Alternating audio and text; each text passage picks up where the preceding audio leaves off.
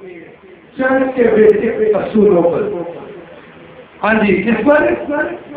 Church के basic असूलों पर। Church में कैसे आना चाहिए, आपकी जिंदगी कैसी होनी चाहिए, आपका रवैया कैसा होना चाहिए, आपके मेयार कैसे होने चाहिए। आज का मैसेज अगर चाहें तो थोड़ा सा लंबा कर दें, अगर मर्जी हो। चले, शाबाश। हाँ जी, 5वां बाब, वाइट की किताब 5वां बाब, उसकी पहली आयत। हाँ, इसे जरूर पढ़े, शाबाश, जल्दी। जब तू खुदा के घर को जाता है, कैसे कदम रख? संजीदगी से क्या रख? संजीदगी से क्या रख? हाँ जी, मेरा मेरे भी समझ रहा है। जब तू खुदा के घर में जाता है तो संजीदगी से क्या रख? कदम रख।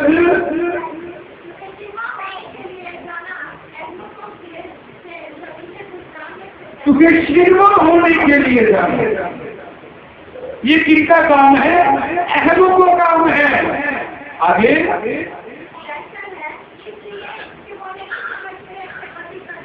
इसलिए कि वो नहीं समझते कि क्या करते हैं, बदी करते हैं। जब तू खुदा के घर में जा तो कदम कैसे रखना है? लेकिन जो संजीदगी से नहीं कदम रखते, वो किस पर्पस के लिए जाते हैं? शिरमा होने के लिए। शिरमा के लफ्जी मायने अपनी जान पर बोझ उठाने। हैरानकुन बात है कि खुदा के घर में हम तो आते हैं शिफा के लिए, खुदा के घर में हम तो आते हैं सीखने के लिए, खुदा के घर में आते हैं झुकने के लिए, खुदा के घर में आते हैं अपने खानदान की बहाली के लिए, तरबियत के लिए, नसीहत के लिए, शिमा होने के लिए बोल रहा है। जो संजीदगी से नहीं है। अब याद रखें, संजीदगी के अंदर बहुत सी चीजें हैं, बहुत सी बातें हैं, बहुत से मुकाशिफात हैं, जिनको ज्यादा तो नहीं लेकिन कोशिश करूंगा इस थोड़े से लम्हे में ज्यादा बातें पहुंच सके। संजीदगी का पहला अमल क्या है? याकूब का खत, उसका पहला बाब, उसकी 19वीं आयत, नए अहदनामे में। हाँ, जिसे मिले वो जल्दी पढ़े, शाबाश। पहला बाब 19 आयत, पहला अमल जो संजीदगी के लिए क्या होना चाहिए, वो क्या होना चाहिए? ऐ मेरे प्यारे भाइयों, ये बात तुम जानते हो। हाँ, ये बात तुम, आगे क्या है? जरा बुलंद आवाज से। बस सर, आदमी सुनने में क्या हो? हाँ, सुनने में क्या हो? जरा बोल में करो, मैं कल ही तुझी भी नाम बोलू, सलाम सिखर आया ना। सुनने में क्या हो? सुनने में क्या हो? सुनने में हम सुनते हो। सुनने में क्या हो? और आगे, और बोलने में धीरा। सुनने में क्या हो? तेज हो, और बोलने में धीरा। आगे, और कहर में क्या हो? धीमा हो। 3 सेकंड। पहला स्टेप क्या है? सुनना। पहला स्टेप क्या है? सुनना। फिर दूसरा स्टेप क्या आ गया? बोलने में देर हो। हाँ, बोलने में क्या भाइयों? धीमा। बोलने में, सुनने में तेज और बोलने में धीमा। हमारा एक मसला है, हम सुनने में तेज हैं, सुनने में अच्छा तो बात कोई किसी के खिलाफ करके देखते एक भी बात करेगा उन्हें पता लग जाएगा कि मेरे का कोई बारे कोई गल की है। हमने इस बात पर क्या किया है? अमल किया है। तीसरे कमरे बैठने में बात आ गया। सुनने में क्या हो, ये आपकी दुनियावी बातें सुनने के लिए भी चली जा रही है, ये आपकी रूहानी बातों की बात है। सुनने में क्या हो, तेज हो शब्द क्या लेने आते हैं, सुनने आते हैं कलाम, सीखने आते हैं कलाम। सुनने में क्या हो, बाजू का हमने देखा है आयत पढ़ के हटी फिर कुछ उससे लग के जो आदमी याद नहीं आ, क्योंकि सुनने में कच्चे हैं। सुनने में और बोलने में क्या हो, बोलने में धीमे से बोलने से मुराद क्या है? आपको पता लग गया है कि ये शख्स मेरे खिलाफ है, ये शख्स मेरे हक में नहीं है, ये शख्स मुझसे दोगली पुलिसी करता है। जब कभी मौका पड़े तो ये काम कर नहीं करेगा। हम क्या करते हैं?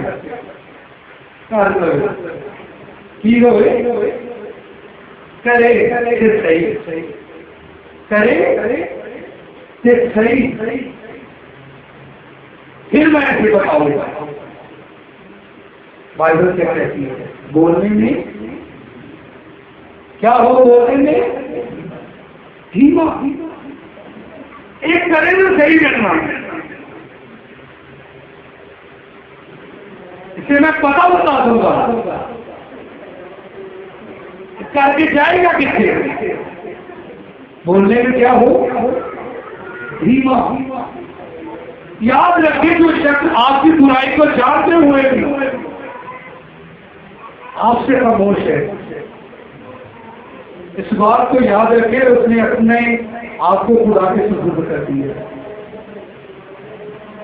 उसने अपने आप को खुदा के सुपुर्द कर दिया है और कहा है कि ऐ खुदावन तू ही इसका अंजाम दे। और मैंने बड़ा बुरा अंजाम देखा है। वो बड़ी दुनिया में बन रहा है, बड़े खानदानों में बन रहा है, महफिलों में बन रहा है, क्योंकि बोलने में वो धीमे नहीं है। बोलने में वो धीमे फिर कहते हैं ना, बाजू का भी आता है मतलब वो फुलाना जगह आया था, पटल का जगह आया था। भाई वो क्यों आए जबकि आप बोलने में धीमे है ही नहीं। आपके होठों से, आपकी जुबान से कड़वाहट निकलती है, जहर निकलते हैं। तो कोई भी रिश्तेदार भी ऐसे लोगों के साथ ताल्लुक नहीं रखता, कोई अजीज नहीं रखता, कोई पड़ोसी नहीं रखता जो जहर उगलते हैं।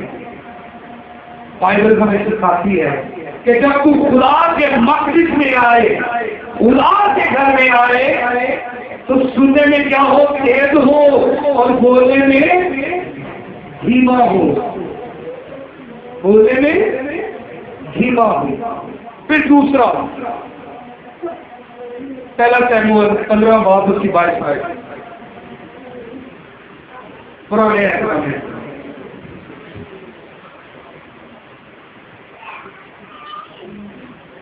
समझ आ रही थी? आ रही है तो समझ? हाँ, 15 बहुत उसकी 22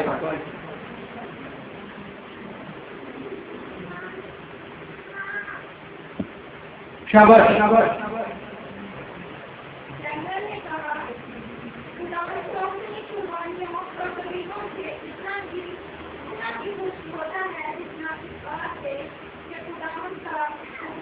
अभी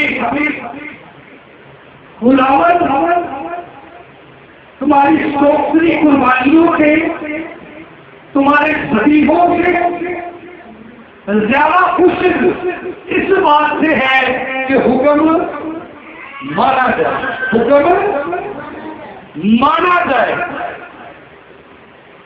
हमारा मसला क्या है? हम चर्च में तो आते हैं, हम खुदा की मस्जिद में आते हैं, अभी समझी लगे बल्कि पानी खरीद लिया गया है, एक बार जाएंगे सीधे सीधे क्या तुम खा जाएंगे। लेकिन चर्च अपना प्राइस क्या दे रहा है ये गौर करें। हुक्म दे रहा है। बात हमने फील्ड के अंदर ऐसा देखा है, इधर जगह एक शादी का वाकया है। एक शादी में मुझे बुलाया गया, मैंने वहां पर खुदा के कलाम की खिदमत की। अब उन्होंने ऐसा खासा हमें हथियार दिया, हथियार देने के बाद उनका लोग ये अलग हो गया एटीट्यूड, संकेत उनका रवैया अलग हो गया, वो बदल गए, वो चेंज हो गए। आपकी जिंदगी में भी ऐसा हो सकता है कि आप आए तो खुदा के घर में हैं, मान खुदा का हुक्म रहे हैं कि अपनी खेती, अगर ऐसा है ज़बीहों पर शेखी है, सोखली कुर्बानियों पर शेखी है, तो खुदा इसे पसंद नहीं करता। खुदा तो इसे पसंद करता है कि हुक्म माना जाए। क्या माना जाए? हुक्म माना जाए। हुक्म किस चीज का? खुदा के कलाम का, खुदा के कलाम का हुक्म माना जाए। बरकत खुदा के घर में सब मिले, वरना बथेरी जिंदगी है जो इस बरकत से महरूम है। वो सारे ज़बीहों वाले काम करते हैं लेकिन बरकतों से महरूम है। खानदान महरूमियत की शिकार है, क्योंकि हुक्म मानने से गोरे। आज अगर हम किसी को ये कहें कि जनाब आप ऐसे ना करें, आप ऐसे कर ले, अंदर पादरी को भी पता हो। याद रखें, दुनिया में एक दर्ज की गई है, तारीफ नहीं करने लगा लेकिन बताने लगा। वकील ते पादरी, वकील ते पादरी ना लफ्जा की खेड़ना खेड़ियो, क्योंकि ये दोनों ऐसी कैटेगरी है जो लफ्जों को पकड़ते और उनकी खाल उतारना चाहते हैं।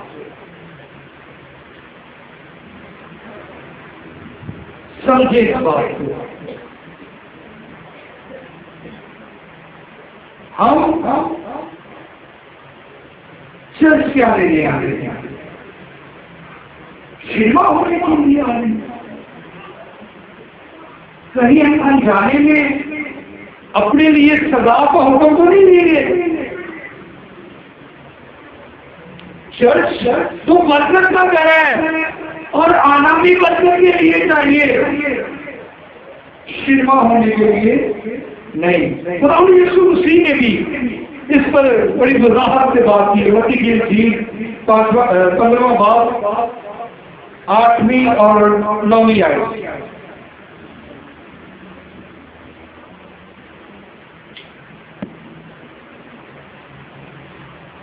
जी, मत्ती की इंजील 15वां बाब 8 से 9 आए।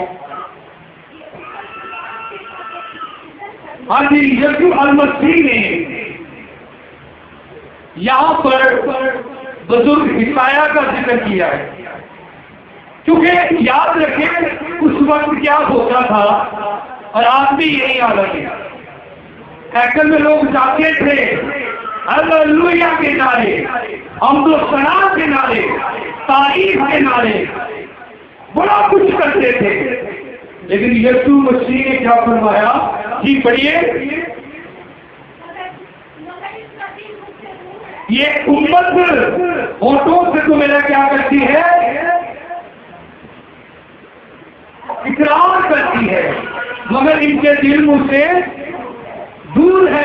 ये क्वेश्चन बुजुर्ग हिसाया ने की थी और यीशु मसीह ने इस स्टेशन गोई को दोहराया। क्या किया? दोहराया कि ये उम्मत होठों से तो मेरा इकरार करती है। मोटा को बड़ा कह दिए यीशु यीशु यीशु, दोनों कहते घुटने के यीशु यीशु यीशु, रोजे रख के यीशु यीशु यीशु, कलाम पढ़ के यीशु यीशु यीशु। लेकिन इनके बोलने में नरमी नहीं है, इनका दिल में सुनाते नहीं है, इनकी सोचें मेरे साथ नहीं है, इनके ख्यालात मेरे साथ नहीं। ये उम्मत होठों से तो मेरा इकरार करती है। आज भी अलगिया यही है। हम चर्च से माजिद को आने के लिए ज्यादातर आते हैं, सिनेमा होने के लिए,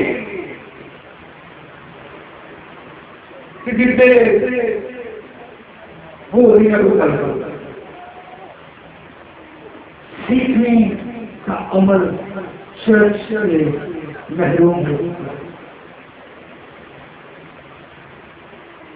जब हमने आज से कई साल पहले खिदमत का आगाज किया, तब खिदमत की शक्ल कुछ अलग थी।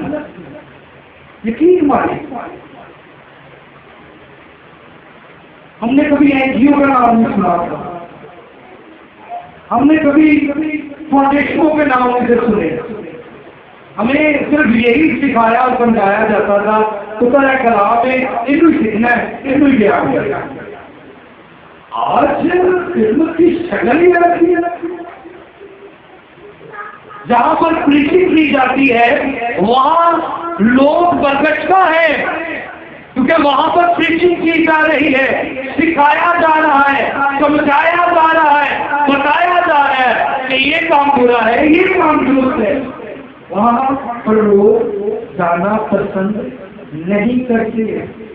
और जहां पर फाउंडेशन के काम हो रहे हैं वहां भीड़ जमा है, वहां पर भीड़ जमा है। हमने जो खिदमत सीखी वो ये थी, आज खिदमत की शक्ल बदल चुकी।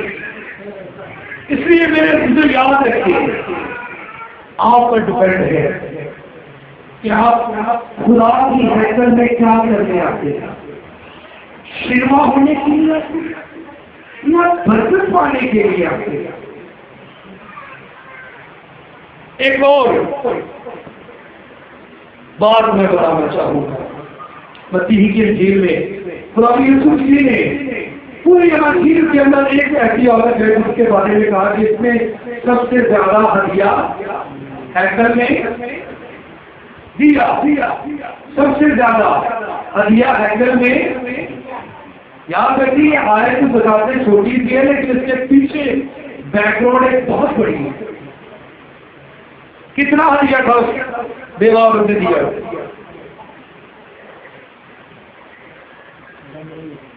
हाँ जी, कितना? 2 दमड़ी। कितना जी? 2 दमड़ी। दमड़ी ऐसी कह लो कि उस दौर की सबसे छोटी अमाउंट, जिस तरह किसी जमाने में 25 पैसे चल रहे थे 25 पैसे 50 पैसा चलता था। ये सबसे छोटी अमाउंट थी, 2 दबड़ी। अब इसके पीछे बड़ी सारी लोग जो थे हर शख्स पर लागू होता था कि जब भी वो खुदा के मस्जिद में जाते वो अपने माल में से 10वां हिस्सा खुदा की नजर से, अपने माल में से 10वां हिस्सा खुदा की नजर कर दे। और ये कोई आम हदिया नहीं था। यहाँ पर जो हदिया उठाया जा रहा था इसका तरीका कार ये होता था कि हदिया आगे होता और पीछे एक काहिर खड़ा होता, लाइन बनाई जाती और सब अपनी अपनी बारी से इस हदिये को यानी दैर्य की को डाला जाता है। ये दैर्य की ये आम हदिया नहीं था जो हम कैंपस में उठाते हैं, ये दैर्य की और सबने अपने माल के मौके को दैर्य की हैकल में पेश किया। बदले के हैकल पता नहीं काफी बाजू का जब आप किताबें मुकद्दस का मुताला करते तो कुछ काम ऐसे भी हुए तो नहीं होने चाहिए थे, लेकिन हैकल पर ये बंद किया गया कि हैकल बेवाओं और यतीमों की क्या करे, मदद करे। किनके हदिये पर?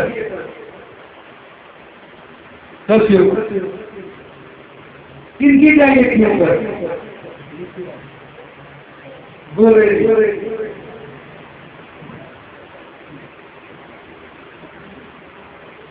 किसी जायदादी ना भाई हुक्म आपके लिए मेरे लिए है। हसी बोले बीसना मेरे लिए।